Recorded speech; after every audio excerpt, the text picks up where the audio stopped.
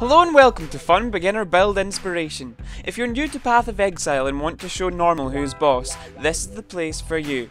Even if you're an old hand at the game, these videos might just force you to roll another exile.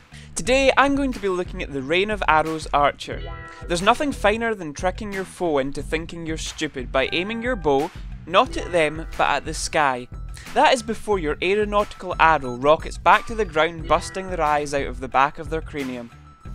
Gems are an exile's best friend, so let's start with those. If I don't mention a gem in this section, feel free to choose whatever the hell you want. Experimentation is fun. Rush through the start of the game, killing only when you can be bothered in order to reach the mud flats super quick. Once you have broken those eggs, be sure to glue Rain of Arrows onto your person and prepare for heavy showers. Once you've done this, be sure to go back and do the medicine chest quest to persuade Nessa to part with a quicksilver pot. The next gem on your hit list is Wrath.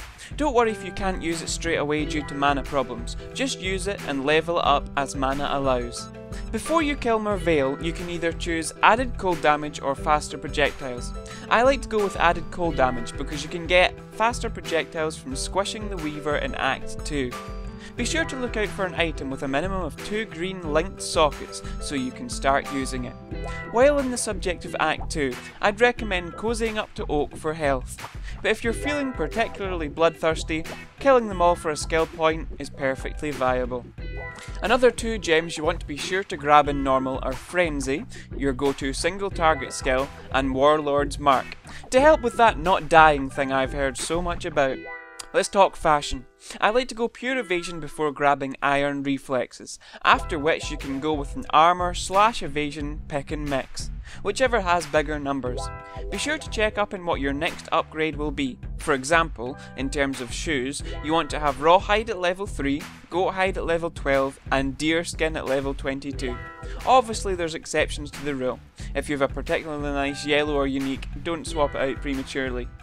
You will slowly start to learn the item progression. This will really help you out if you decide to tackle some races later. In terms of bow, go with those with a nice attack speed and try to get some additional elemental damage. The stats you should value above most others are health and resists. I like move speed and boots as a luxury. Using a quicksilver in conjunction with move speed helps me realise my youthful Sonic the Hedgehog dreams. In terms of bling and belt, use the best coral rings you can find, swapping them out for resist rings as the context demands. A well-rolled leather belt will see you good for a long time. Before wrapping up, let's look at the jungle that is the passives tree. Before deciding where to go, I recommend grabbing the 2 closest nodes. Why? Because the first 2 nodes of any class are usually above average. Your first stop is going to be Finesse, picking up the evasion and life nodes on the way. If at any point you feel like you want to do more damage, pick up Ballistic Mastery and its connecting projectile damage nodes. Otherwise, make your way through attack speed towards Thick Skin for a nice bit of health. Your next stop is Iron Reflexes. Bear in mind that there are a couple of really convenient stat nodes on the way if your gear alone can't quite match your attribute needs.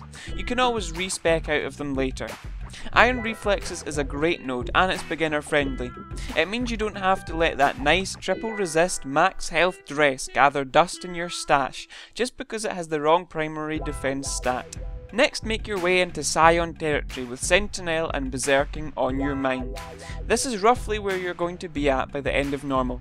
A good next step would be to fill up on a health banquet here. And finally, if this isn't your first character, or if you get a decent currency drop, there are a couple of items I recommend to speed up the process. The first is the Karui Ward Amulet for movement and projectile speed. The second is Sadima's Touch for nice damage stats and hand warming. That's enough of me for one day. I hope you've enjoyed the video. Feel free to ask any questions in the comments and I'll get back to you. Happy ranging!